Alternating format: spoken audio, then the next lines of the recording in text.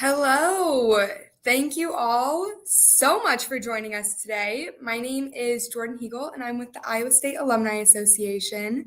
Today, we're excited to welcome Terry Rich, an ISU 74 graduate and an Iowa State Alumni Association life member.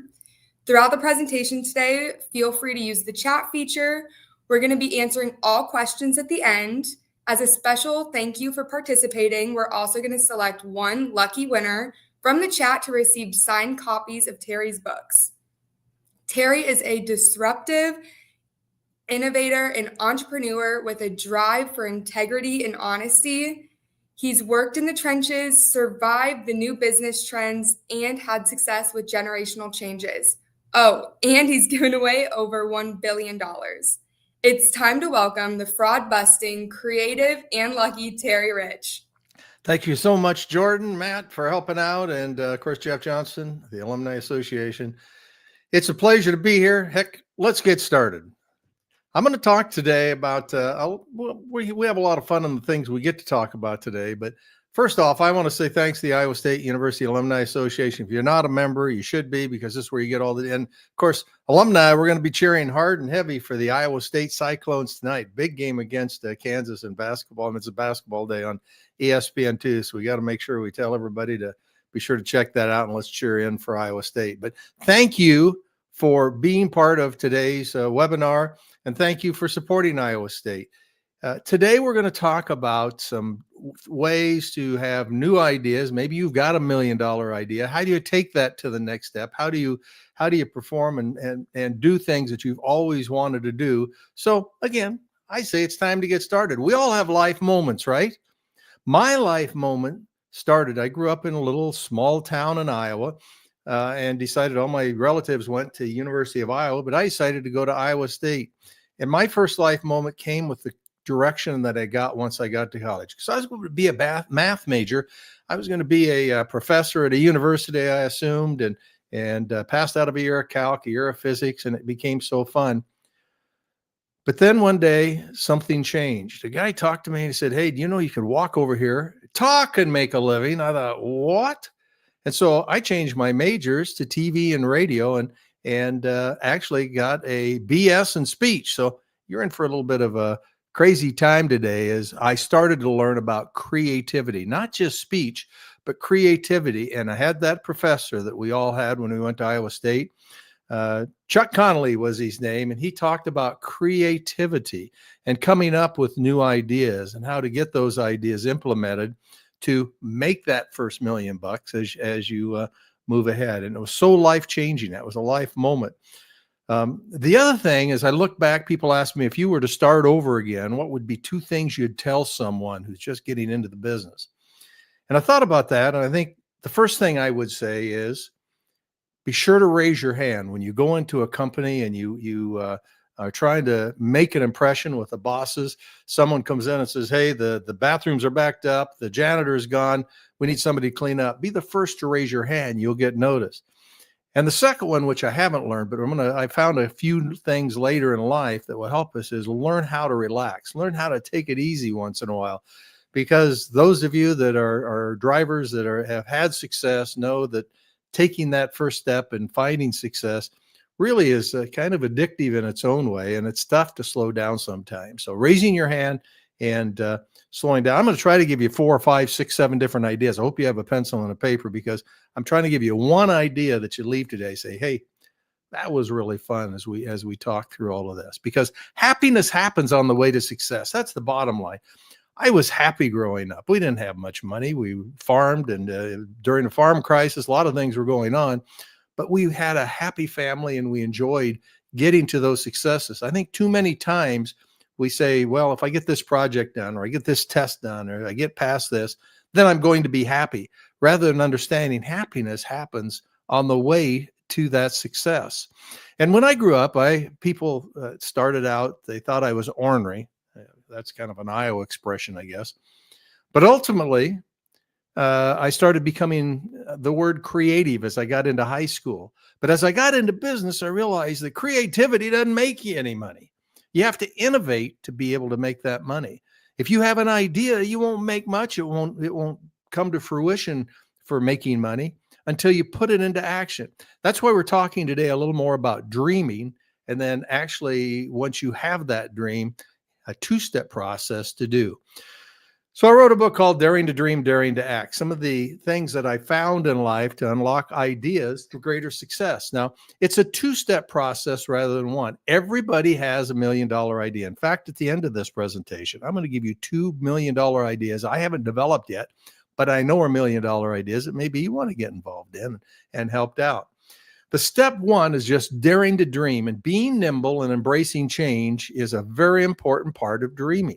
Embracing change. So many people are afraid to embrace change. Why can't we just keep doing it the way we always did it? Why do you want to embrace change? Well, to avoid extinction. Most college classes in business will have some sort of a chart like this. And if you're starting a new company, or you have that $1 million idea, as you start it up, it's something unique. That's called innovation. And all of a sudden you think, okay, I put my business plan together. If I get 100 people, that's what we need. We'll make a lot of money. It'll do well. And so you build. So maybe you're up to 92, 93. You're doing the social media. All of a sudden you hit 100. You hit maturation. What happens at that point? Well, people die, people move, and all of a sudden your numbers start going south. Until you innovate again, you'll continue to go south. And every business goes through this. You have to continue to change and make new ideas as you do that. I mean, everybody thinks sometimes that change doesn't need to happen, that you can just continue to go with what you have and do it. But if you think a little bit about it, how about the taxi? What taxi driver in New York ever thought that anything could change that would hurt their business until what? Uber came along. There's so many instances. I was in cable television, and all of the broadcast networks kept saying, hey, look, no one is ever going to pay $6 a month for more cable TV channels. Or what are we paying now? 120, 150 bucks. So it's important to embrace change. The second that many of you have probably participated in is group brainstorming. Now, again, remember what we're trying to do here in this two-step process is daring to dream, get as many ideas as we can together. And I learned when I went out, and I'm not a big wine drinker, but I went to wine country.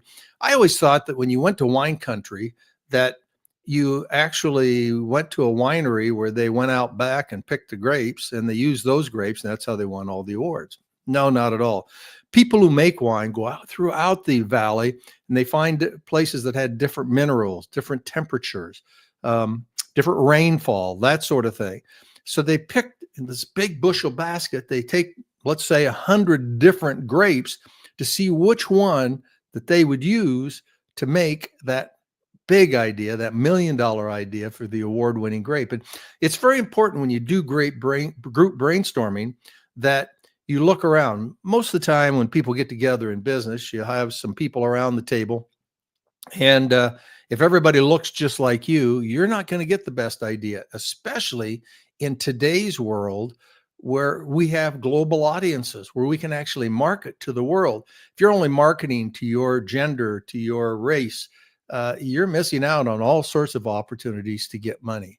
But group brainstorming with the start, you want to have as many different, want to have people around the table that don't look like you, that have all the diversity to be able to get as many new ideas as you can to grow.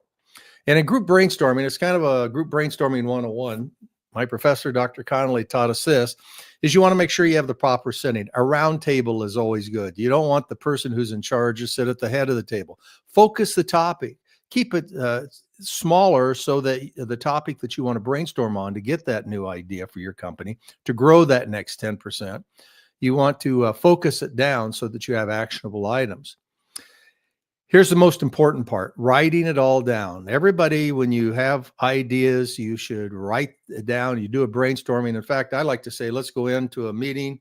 Okay, we're going to do a brainstorming idea. We're going to take 15 minutes and we're going to try to get 100 quick ideas. And so we write them all down so that we have those ideas and we don't forget it. If you wake up at night, many people have pencils beside their bed. How often have you woke up and said, oh, geez, I got to do this tomorrow, but you forget it the next morning? So writing down all the ideas, really, really important. And finally, in a group brainstorming, before you get started, you set some rules. You want to identify and eliminate the no-mans. How many of you know what a no man is? Well, see if you can spot the no man in this picture. Yep, you got it. It's the blonde lady right back there in the back. She's the one that you come up with the idea. Maybe the person to the left is a receptionist said, I think we should change the chair out front. She's the one that says, no, man, that's the dumbest idea I ever heard. Or no, man, we can't afford it. You want to make sure that everyone understands that every idea is a good idea. At this part, there needs to be no judgment. Let's say that again. In any time brainstorming, one thing that most people forget is that you want to set the rules to get the ideas, to get the fun, successful ideas. You want no judgment. Judgment can be something like, shaking their head, or, we tried that before. If you have lawyers, accountants, we can't afford that. You want to say, no, every idea is a good idea. And we want to write them all down and try to build on those. So if somebody says, we want to have a yellow wall, next person might say, well, what if we put a clock right in the middle of that wall to help us judge efficiency? Why is that? Why is it important, no judgment? Because not always people judge, that judgment may be incorrect. We have learned behaviors. Now, I'm going to have you help me out here. I'm not going to be able to hear you, so you can yell as loud as you want, but I want you to say something loud. We'll just do a little fun experiment here. Look right at the screen, and when I say the question, yell the answer right at the screen. Okay, here we go. What color is a stop sign? Oh, good job. Yeah, they're red. Okay, what color is a yield sign? Most of you said it's yellow. But you know what? Yield signs have been red and white since 1971, federal law.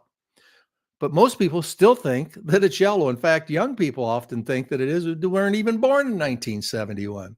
The point of all this is, in coming up with creative ideas, you don't want to stymie ideas of people who think that this is the way it was and you need the new ideas for that. That's why brand new employees are often great in trying to build up companies, new ideas, and new generations of success within that.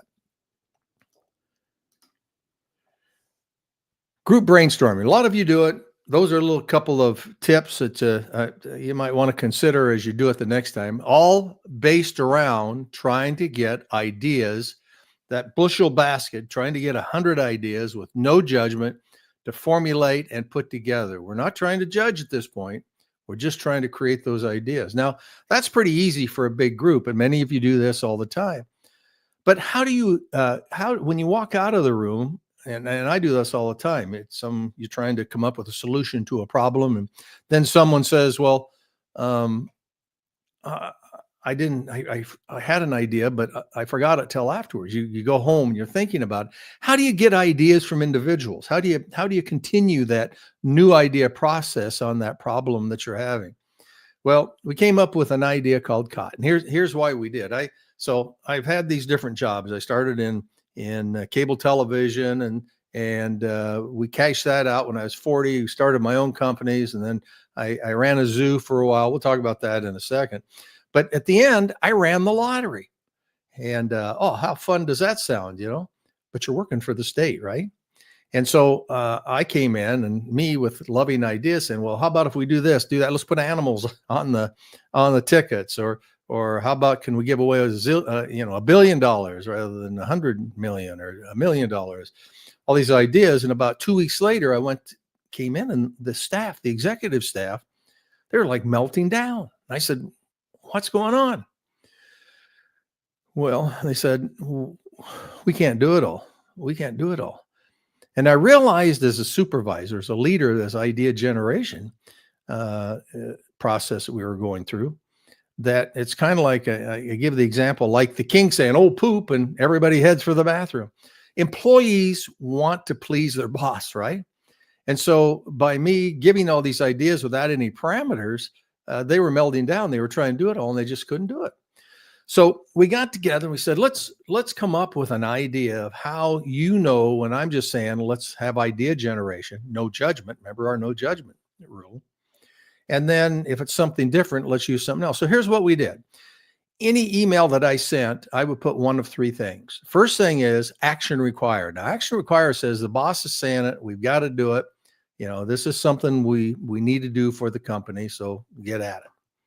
The second one, and I use that maybe as we looked at it, 1-2% of everything I sent out. The next one, about 30%, was FYI, for your information. This is more, if we get a chance, read it, because this is might be important for your job. I think you should know about it, but be sure to read it at some point and understand it. But the majority of things we tried to get going and sending out to get this idea generation going is COT. What's COT? We call it COT. If you put COT in an email, or if you're talking face to face, say, hey, here's a COT idea. It means do not respond. I don't want one. It's not required at all. In fact, if you're busy, just delete the email, turn around and walk away. I'm just trying to get this idea off my chest. And it kind of evolved then into also send me your ideas the same way. So if you've got an idea off the top, so everybody started using this cut. And here's what happened. Here was what the result came out with all of that, is that the pressure, the relief that if I got something from someone that said cut, I didn't have to attend to it right away. And it took all the pressure off. You could prioritize your day, but yet you had that little gem of an idea in the back of your mind with no judgment that maybe I wonder if that might work or that might work. And the more we ask for them to send us their ideas, they then talk to their employees. And let's go back to the receptionist. Think about a receptionist that says, they want my ideas, and I'm sitting out here with all the people coming in, the public coming in, and they're sitting in this stained chair that has a broken leg and it has a liability problem. So what they would normally do is sit down and they would type in a deal and put it into the suggestion box, right? Well, that suggestion box probably got emptied maybe every 3 weeks. Somebody'd have to look at it and then make a decision. Well, I wonder what that would cost and what this would do. They'd have to talk to someone. That might take another week. And everybody's afraid they don't want to make that receptionist upset, but they've got to kind of go through the procedures.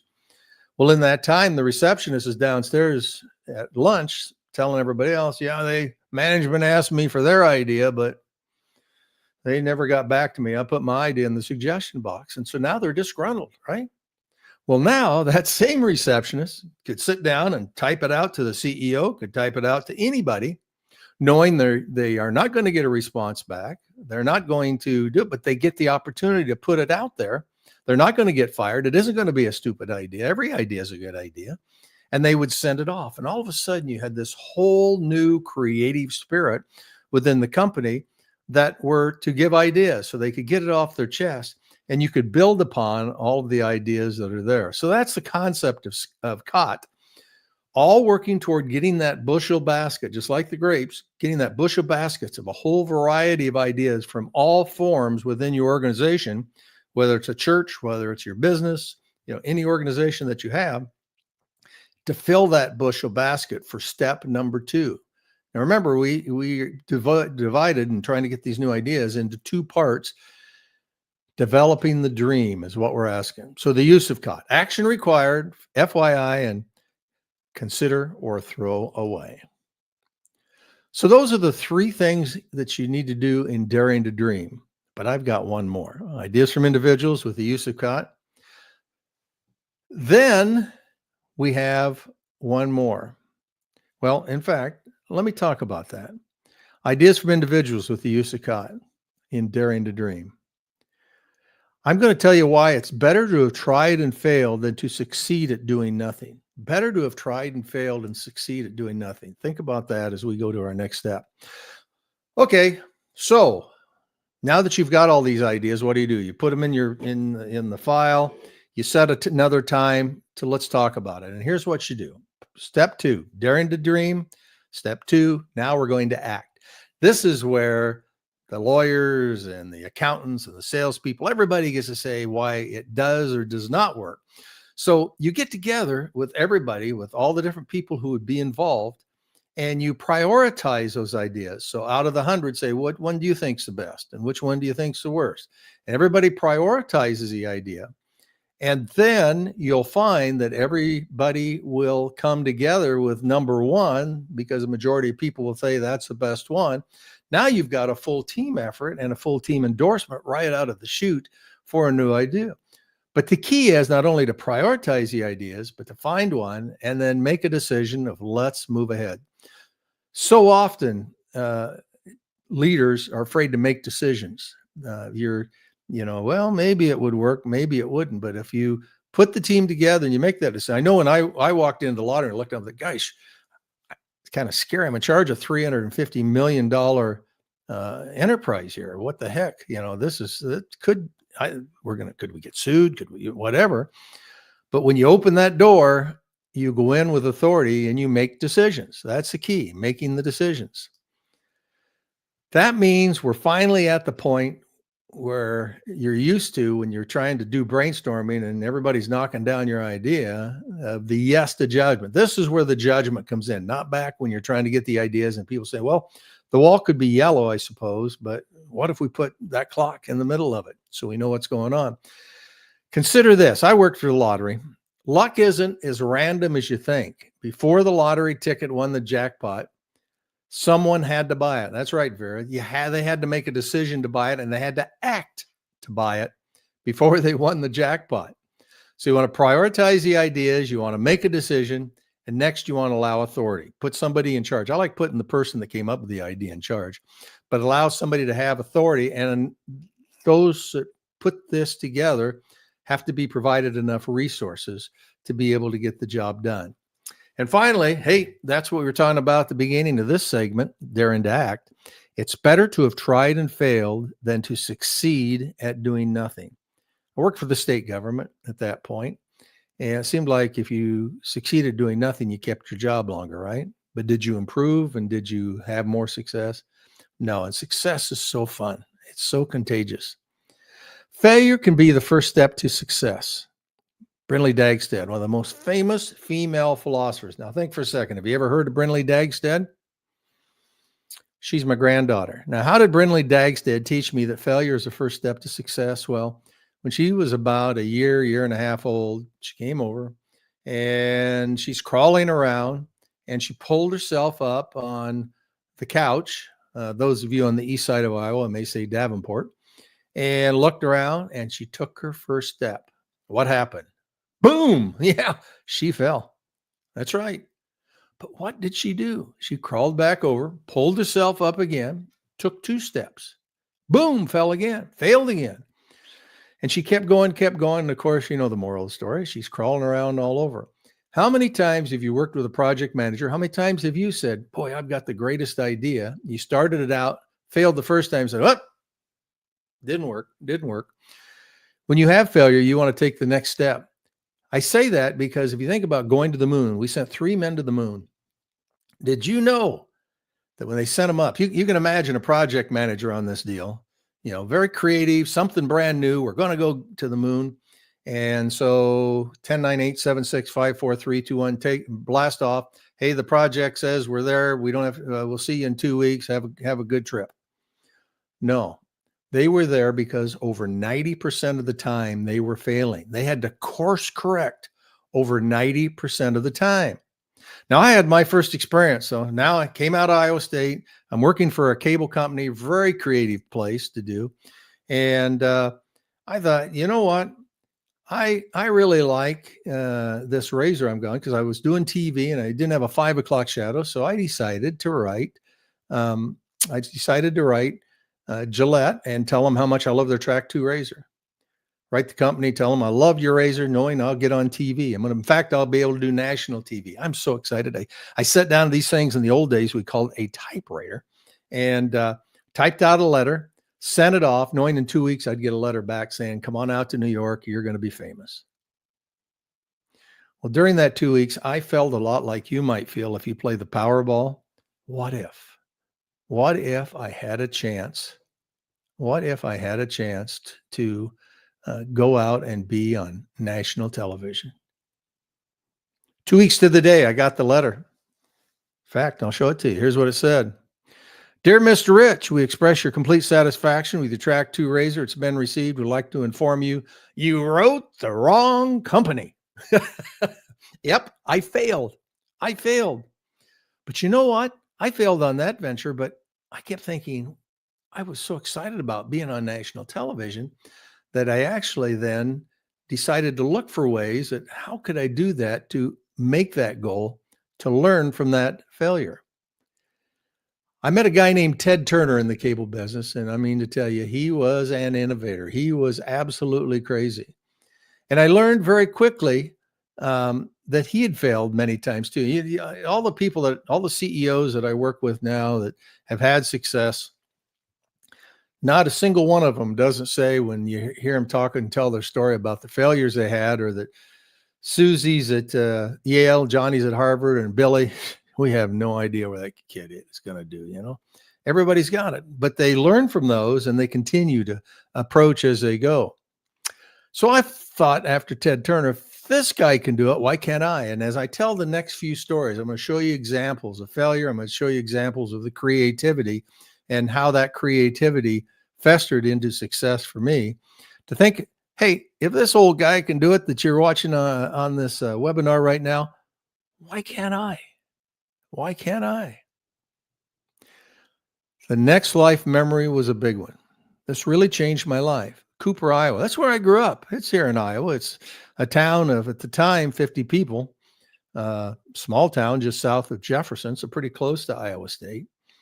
I got a call from a farmer who said, hey, we had RAGBRAI go through and we made the Des Moines Register for the first time. And we're going to have a centennial. We don't know whether we're 100 years or not, but we're going to have a centennial. Help us with the publicity. Well, I was working in marketing and sales, but I really hadn't done much in PR. So I thought, okay, let's get together. So we did this whole creative thing. We got together, had a cup of coffee, and started thinking, what could we do to get some publicity, get people, at least, 50 people live in Cooper. Maybe we could get 75 to come through the centennial and or double the people in the little small town. So we talked about things, said, well, you're our most famous person because you've done TV. And whoa, if I'm our most famous, let's adopt somebody. And his eyes lit up, my eyes lit up. Okay, what could we do if we adopted somebody? Let's adopt a celebrity for one day. Just tell them, hey, we've never had anybody famous in 100 years. Would you say you're a resident of Cooper for one day? And then we'll have all the townspeople write to their favorite person, and away we go. So I sat down and on that same typewriter typed up a deal and just said, hey, we'd like to adopt you. We thought we better give away some prizes to get their interest, like a free oil and lube. They had one local garage in Cooper. Name one street after him. We're going to give them a free cemetery plot. So we gave away some things. I asked him some questions like, do you know the difference between an apple pie and a cow pie? Or Isaac Cooper was a founder of Cooper, who was buried in Isaac Cooper's grave. So I got that all put together, and I got on this copier, they call it a mimeograph in the old days, and cranked it.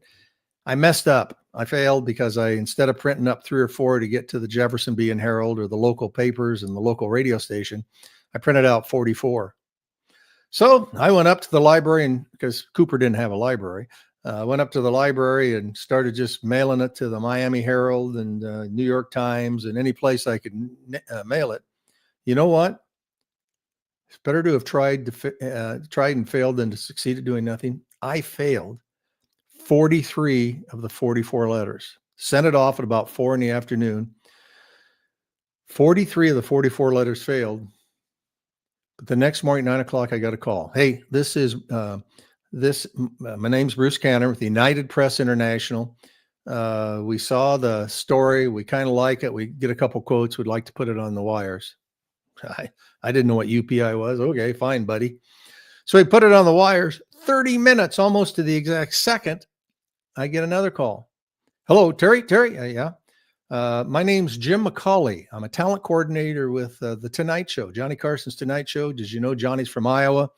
Would like to do something with this, but we're going to go to a meeting right now to figure out, but you got to guarantee us it will be first, because you're going to get calls from all the reality shows and everything.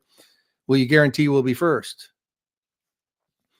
Hell yes. I mean, the Carson show calls, sure. hung up the phone, picked it back up to call the farmer. And in those days, we had this thing called a dial tone. I couldn't get a dial tone. And I hear this lady screaming, hey, Terry, this is Judy Steinberg. Good morning, America. We need you in New York tomorrow morning. I said, hey, I just committed. I'm from Iowa. We just committed to the Tonight Show. You can't legally do that, on and on. Well, long story short, they called back and talked about doing a satellite uplink. Remember that? Remember that name, satellite uplink? There's nothing had been done from Iowa via satellite before, to split screen us with Johnny Carson in LA. And so he was coming out. He came out, fell in love with the community, went back, tried to put the satellite uplink, everything together. And they couldn't get it all together, but they decided to go ahead and bring 3 of us out. So we got to go out and be on Johnny Carson's Tonight Show, little town of Cooper, Iowa. And this is a picture of the night. We were the first guests. They gave us 2 commercial breaks. We had our own dressing room. They flew us in, paid us union talent fees. We got to talk to Johnny before Tom Jones. 20 million people saw that episode of The Tonight Show, and they even played on the Best of Carson 2 years later. Well, we got a lot of publicity, no doubt about it. And lo and behold, people showed up. My number for the centennial was 233,124, but the Des Moines Register reported 12,500 people showed up with a 3-hour parade. But the Tonight Show wasn't the moral of this story at all. That was a long time ago. It was, it happened. The point that they mentioned, remember how it's better to have tried and failed and succeeded doing nothing? They failed at trying to get the satellite uplink going, but I was working with a cable system at that point. And we started doing, one of the things I did in the marketing of cable and selling HBO was to do satellite uplinks, to do HBO free previews. And it had never been done with a satellite uplink, especially from Iowa. So I called the guy on the left and I said, hey, I got this crazy idea. Guess what he said? No, man, I don't think it's going to work. Remember the no mans? But he said, you're a good client. So I'm going to tell the person to his left, to our right, who said, well, let me talk to Dave, which was the next person, to the next, until they got to Bob Zitter, the head of HBO technical. And he said, yeah, he said, I can get you a satellite uplink on a truck. When do you want it? So this was the picture. 3 months later, we did a live HBO free preview weekend where we showed HBO. You were watching at home, and all of a sudden the movie was over. You got a free preview of the movies, and all of a sudden, in between the movies, you'd be watching the movie. Marge, hey, somebody's messing with the cable. We're getting HBO. I'd come on and say, hey, if you'd like to get HBO, now's the time to call. 1-800-CABLE TV. We'll take care of you. You know what? We sold $15 million worth of HBO that weekend. All because we failed in sending 44 letters and only 1 responded when it was all said and done, that actually came to fruition. Once it got on the national wires, then we started getting all sorts of calls. So with that, we took that idea and we did HBO free previews, went well. And then at age 40, well, we all hear about a Google or something like that. They cashed us out. Somebody came in and did a hard run at our company. So the company sold, and they had given us all sorts of stock because the company was small and they were giving stock rather than pay and all this thing. And all of a sudden I've had everything I ever wanted coming out of Iowa State, everything I ever wanted publicity wise. I made my goal. Looking ahead, happiness happens on the way to success. Well, I hit success, but it didn't feel like success because that was so fun. The cable business was so exciting. But at age 40 now, do I retire? What do you do for all those years when you've had all this hard work and all the good rewards with it? So I decided to start my own company. Well, what do you do? Remember the failures that create new ideas? The satellite uplink. I took that satellite uplink idea and started my own company, Rich Heritage Inc. And with that, we started doing business for HBO. You can see all the companies we did. We did 100 events live from Disney Channel. Had a producer, great Iowa State young lady, Liz Gilman, who then went on to be the Iowa Film Commissioner, who helped produce all of these. And we did these live free previews. So that wasn't the Johnny Carson ending that made that fun. It was the idea of a satellite uplink, which failed because they couldn't get it put together, but HBO helped us put together, that we used for all these companies. And we did these all over the United States, pay-per-view boxing, Bo Holyfield, all of those with that. But it's fun when you have success. I say it's like cocaine. I don't do cocaine, but it's like cocaine in that you just want more. You want to try the next thing. So we started actually 3 or 4 other companies while we were doing all of these free previews, to include a radio station. We did Newsletter Ease, which was a first beta of MP4 and MP3 that was produced, and all of those were going well. But then all of a sudden,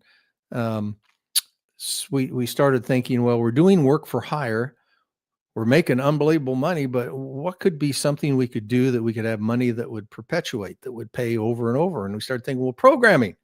If you did a program and it plays again, you get residuals, right? So what program was number one on cable television at the time that was doing really, really well, really high on ratings, and just killing it? Could we do something like that? And it was WWE, WWF. So the thought is, what could we do that would be like that? What sport is like wrestling, where you get really high quality wrestlers, but when they hit out of college, what do? I mean, professional wrestling is it. And the same seemed to be true at the time for soccer. So we did something called Soccer Slam, but we spelled it SOCKER, full contact indoor soccer. We produced 4 shows. Fox Sports World picked it up. Full contact. We had all the bylines where this coach was messing around with one of the players' girlfriends. We had something called Butts Up, where you get extra points if you hit someone in the butt. We had all these crazy different new rules in it. We threw another ball in to keep the action really fast. We hired a stuntman so that they would fight. We'd have a fight about every 10 minutes. And when we did the next show with different day, we just put them in a different uniform so we could still have the action. I'll tell you what, the response was phenomenal. First, from the people who played soccer, thought it was the most ugly, dumb thing they'd ever seen, but the college kids loved it. In fact, about half a year later, after it played on Fox Sports World, we looked up and here was this game. It had Sega on it that had the same looking uniforms, had everything there. Well, long story short, we did a deal with Sega, or they agreed with us that, yeah, that we could do it. They have the rights to the game, and we had the rights to the actual games to be able to produce more. But we got busy really with HBO, so we didn't do much.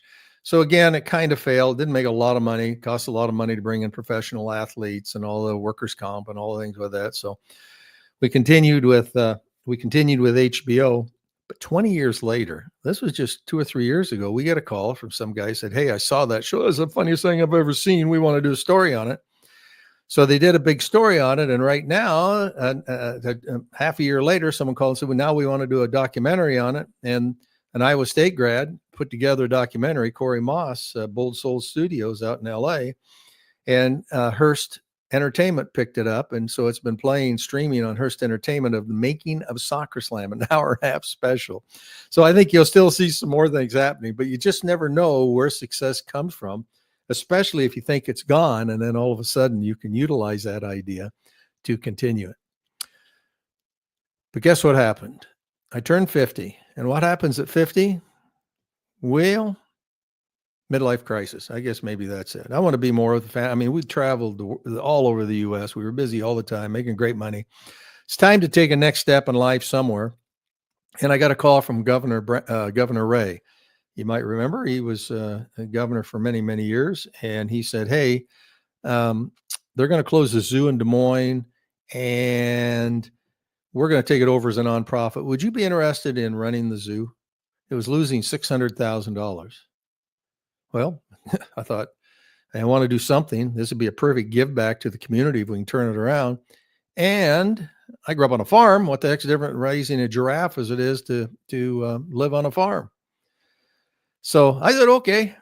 And so we went out and we used a lot of the same things. So the things that you learn in creativity. So you walk out there and people would say, "We're losing money. We don't have anything. You need to give us $2 million to get a new exhibit. That's the only way we're going to get more people in here." So he started brainstorming, how do we get more people in? And so I said, well, what do we have at the zoo that would be free that we could try to utilize? Because we knew we had any kid 2 to 12 would go to the zoo. But we needed something unique to get them out there again after they've gone once. Most people go to a museum once when they're a kid, once when they take their kid, and once when they take grandkid. How do you get them there over and over? So we needed some sort of a easy display that wouldn't cost anything. Well, what do we have at the zoo? Someone said poop. Okay. So let's do a display called Scoop on Poop. And so we did. And it showed all the different kinds of poop, from giraffes to tigers to whatever. Didn't cost us anything. It was producing just like it was. And lo and behold, kids would go out, they'd giggle, go home and tell their friends at school, and and all of a sudden we started cash flow in the place. People would come in, and we immediately went from red to black on cash flow, and then could take that extra profit there to move on. Well, other ideas came out of the zoo. And again, it doesn't take somebody that's sometimes nuts or ornery, as they used to call me, to come up with new ideas. These were just allowing employees to give us some consider or throwaway thoughts. One of those was Zoo Brew. We decided, we've got all the kids, how do we get adults? And they said, well, they don't like kids, so we got to do it at a time when the kids aren't in the zoo. What do they like? Millennials at the time, were what we call them. And someone said, well, the thing they really like is booze. So what if we serve beer or alcohol at night, open it up, put a band in there, and do Zoo Brew? And I think the zoo currently does a couple $100,000 a summer in booze when they do Zoo Brew. Went over huge. Well liked. Everybody liked it. It's outside, great date place. It isn't like you're in a smoky bar. So that really took off. It continued to cash flow well. And then another one, which really got reputation going for the zoo, was something called Dream Night. Now, you probably will never hear about this. It's been going on since I was there, so that's probably 20 years. Came from a couple of employees who said, let's do something for kids. There are kids who will not be here a year from now. They'll have a disease, an ailment, a heart, whatever. And so let's invite everybody that won't be here a year from now to bring their family and friends to come to the zoo on an evening for free. We'll provide all the food. We'll provide people lined up, companies lined up to give free things to sponsor. Iowa Public came with their mascots, and a night where they could just have a night of escape. And so we contact the doctors and hospitals, and they sent kids out. And I think now it has expanded to 2 nights, 3,500 people a night for these dream nights with all the smiles. And everybody, you can't have a dry eye when you go to Dream Night. Both of those were created with employees in mind, employees who came up with the idea, that weren't afraid to think about putting that next idea in the basket that hadn't been done, that was a little bit crazy, but thought that would really work. So we cash flowed the zoo. We raised about 12 to 15 million, because as people saw success at the zoo, became the second largest cultural attraction in the state. They saw success. People donate more to the zoo. And so we raised the endowment to about 12 to 15 million dollars. And it's like the Alumni Association or the foundation in raising endowments. Endowments are there so that when you have a COVID or whatever, the interest off that endowment can be used for operations when people aren't coming through the door. And it really has put the zoo in a long-term financial position with everything that's there. So that was a really fun give back to the community that was completely out of that from a creative standpoint, to be able to really have fun and give back. But then I got a call from the next governor and said, hey, the lottery director is leaving. Would you be interested in running the lottery? Well, I needed to get a couple of things wrapped up at the zoo, and I got another call in between. I call it flower power ideas. The Botanical Center in Des Moines was pretty much in the same shape as the zoo. The city was running it, didn't have much of a budget. The facilities were running down. And so they said, would you get together with us and talk about ideas? Sure. So we had 5 of us around. Remember the idea of the group brainstorming?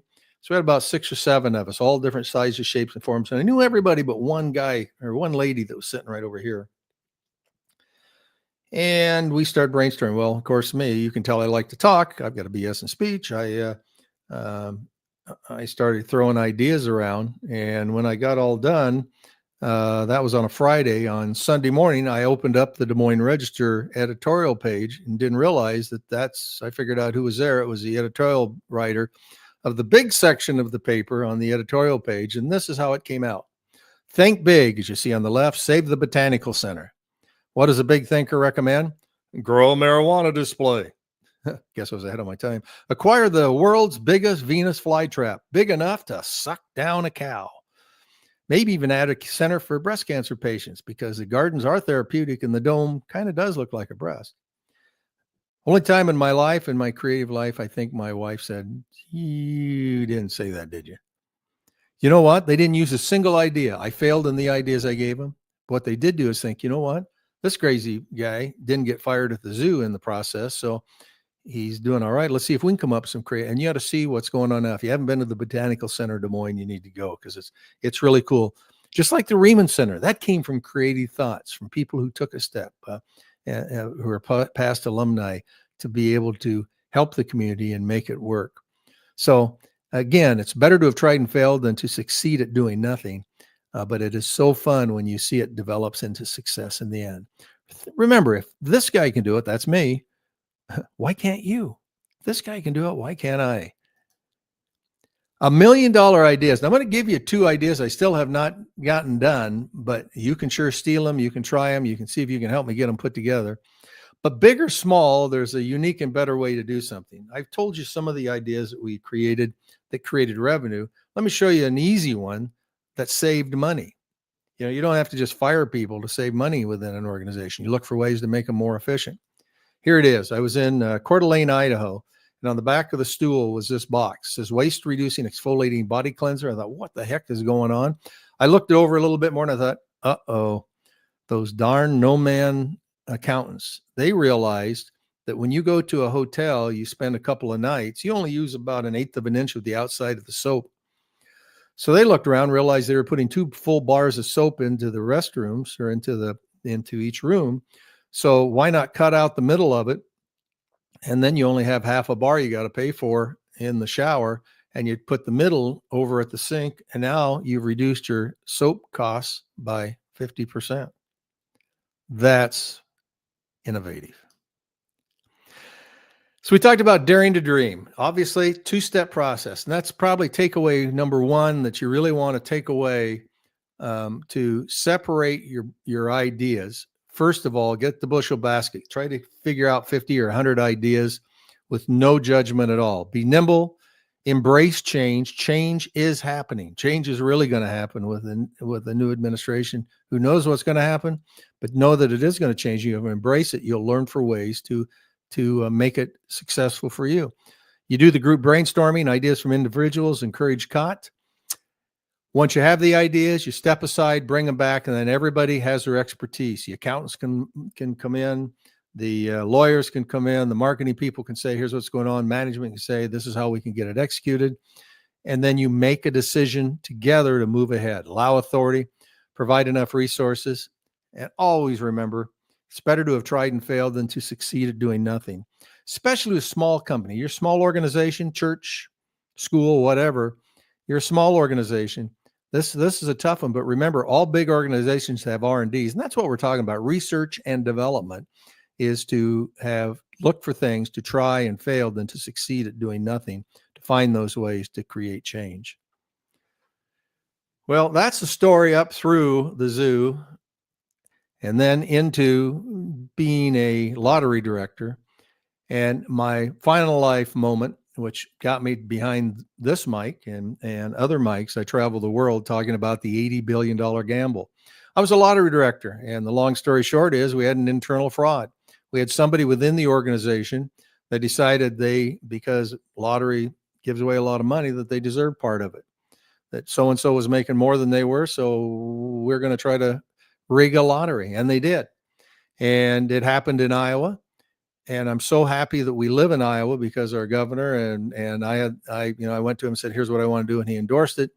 We want the games fair and honest. We're going to spend whatever money it is to try to figure out who did this and how it was done. We found it. We busted them. We put them in prison, which is never fun to do with anybody, for up to 25 years. And it was a gamble. I learned a lot of things in that. If you're ever going to do anything illegal, don't ever do anything with your cell phone or on social media, because that's the first place the cops go to. And I learned to be persistent and to realize to have checks and balances. You always, if you never have an organization, especially small, again, if it's a church, a school, whatever, if the same person writes the check and does the purchase order, you're ripe for fraud. So that's probably my last, which really brings me to doing the public speaking around the nation and the world for banks and all sorts of different places on either of these topics. But it really is a fun way to do that, and then to get to some of the Iowa State games. But you know what? Even as I look ahead, the thing that I'm trying to learn very quickly is the AI impact.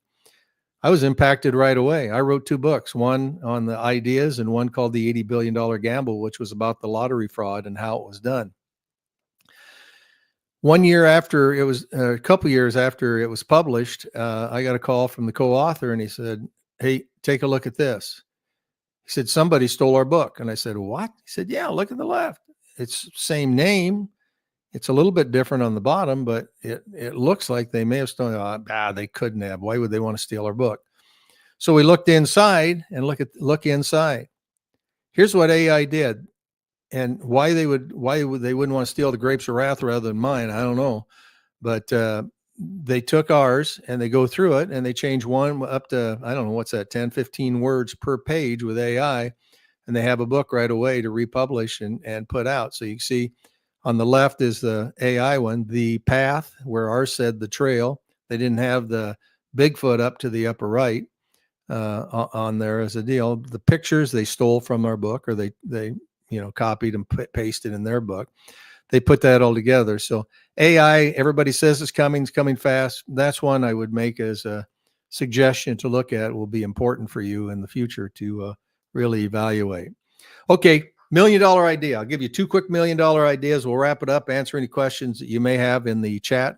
If you have them, go ahead and write it now. The $1 million idea. We at the lottery decided to add Mega Millions to our lineup, and the big states had Mega Millions, small states had Powerball. We decided to cross sell so each could sell each other. They asked me to do some promotion. I looked up one night and I saw the moon, and it was a crescent moon, so it looked like a little fingernail. Oh my gosh, why can't we get a spotlight or a laser, project it on the dark side of the moon there when the moon goes dark like that? We could own the moon as a billboard. Think about that. So unfortunately, I called Iowa State first and tried to get to their physics department to see if I could get this done. And they hung up on me. They thought I was some kooky person calling it. So I hate to say, but I called our opposing university down in Iowa City and went to their astrophysics place. And they said, well, you'd have problems getting it through the atmosphere. And either of those would not penetrate the atmosphere. So you'd have to do something outside the atmosphere. So Elon Musk, we got to get on one of his satellites. We could own the moon as a billboard. No one's claimed it yet. So there's our idea. So if you've got any ideas and you want to handle it, there you go. How about that for a start? Success is getting what you want. Happiness, getting what you get. Dale Carnegie said that. Success is getting what you want. So if you really want something, that's the goals that everybody strives to make. Gosh, if I can just make this money, I'm going to have everything. But happiness is wanting what you get. So whatever you live in life, and I think my parents in Little Cooper, Iowa, really did this well. We were happy with what we had at the time. And that's, I think, really proved part of my desire for success and what we do to enjoy whatever you get. Because happiness does happen on the way to success, not just making that goal. So my name's Terry Rich, and I'm going to turn it back over to Jordan. We're going to give away a couple of books, but if you have questions, let's see if we can answer any questions. And there are the 2 books that are up on Amazon. And obviously, I do speeches all over the country, actually all over Europe too. If you ever look to terryspeaks.com. So with that, thank you. There's the Iowa State Alumni Association. If you have any other questions after we get done here, but let's go ahead and Jordan and Matt take it back over, and we'll go from there. Perfect. Thank you so much, Terry, for that empowering presentation. Everyone, make sure to get your questions in now for a chance to win a pair of books written and signed by Terry. Our first question for today is coming from Grant Belden, who wants to know what idea was rejected that you wish would have been seen through. Once you have financial success, which is one that everybody wants to, or at least enough that I had where I had a chance to go help little Menlo, Iowa. They wanted to get people off the interstate. They have 50,000 people that drive by on the interstate. And how do you get them off a quarter of a mile so they can have some financial success? And so we thought about, what do people need? You have restaurants at every stop. You have gas. What do you not have? Clean restrooms. Let's build a Morton building, put 25 different stalls on both sides. We'll get Gerber to donate for research, or Charmin to donate their toilet paper and do research on what the best is, all that. We'll put a rest area in there. We'll sell Baby Ruth, Tootsie Rolls. We'll have T-shirts. I got pooped out in Menlo. You wouldn't have to do any advertising because it was exit 88. So you could do Burma Shave signs, urinate at exit 88. Or, the late night comedy shows be other. We get a king to come sit on the throne. That seemed like such a great marketing idea. No one's been putting clean restrooms, guaranteed clean restrooms in their C stores or facilities. And so I tried to sell that in. They didn't want to be known as the poop capital of the world. So I think that's one that I still think has some merit that would be a real easy execution. Is that crazy enough? That was great. Another question that we have is, how do you group brainstorm in higher ed? It seems as if only the administration says goes. Well, one, you can have the top person, the director of the department, not show up. That would be one, because most of the time when you do brainstorm, this is where you fail. You'll do a brainstorm and somebody over here who never speaks will say, "Well, can we do this?" And everybody looks to the head of the table, right? That's why you don't want the administrator at the head of the table.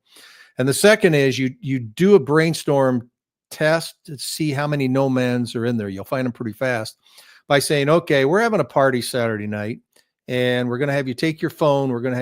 Let's come up with ideas of what people could take, crazy pictures people could take, and they'll have 2 hours to do it. And we'll come back and we'll let people vote. So then people are creating ideas like, well, let's have somebody go to McDonald's, have a picture with a McDonald's employee, and someone else, well, they need to put a French fry in there to make it even funnier. So people build on it. And it's so much more fun when you're not talking about business, when you're not talking about the department. And then you transition into then talking about business. But when the boss is around, when the leader's around, you've really got to talk to them first to say, you got to what, and it's pretty good to have someone monitor that when you first do it, either with McDonald's story or the, something non-work related first, so that you have somebody maybe a buzzer that buzzes, hey, you shook your head, or you raised your eyebrows, or you said something that was negative. Remember this one, everything is no judgment.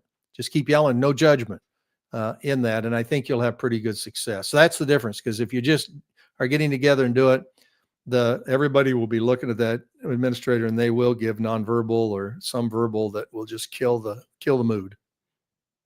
Oh, yes. Okay, one last question. So other than desertion, what other obstacles seem to be the most prevalent in hindering innovation? Well, time, money, resources would definitely be top. That's why when you put 100 ideas together, then you allow the accountant and everybody else to say it. You'll lose the dissension, because if you have just one idea and what does everybody think, that's usually the question. Okay, we want to change up my hair. What does everybody think? You'll get that one dissenter that will kill everything. So I think the big thing is getting everybody together at the end when you do step 2, and have everybody vote first, and you'll immediately see what's top. And that means that the majority of people will vote for you. And now you've got success and you've got buy-in to move it ahead. So there's a program called, there's 2 or 3 programs you can get on where people can vote anonymously right out of the chute. So everybody gets one vote. It's a good way to do it that way, rather than say, what does everybody think? That'll bring your best ideas to the top. But have those 20 or 30 ideas to start with. Don't start with just one idea. And that's where most people fail is you've got one idea. And if that one doesn't work, then we're done. Although Yeah. everybody thought it was great at that point. That's what our research and development's all about. You got 2 or 3 others down here ready to go or that everybody's working on. So if this one really does fail and everybody buys off it, let's get rid of it. The next one's ready to go. You don't want to have one and you're betting the whole store on it.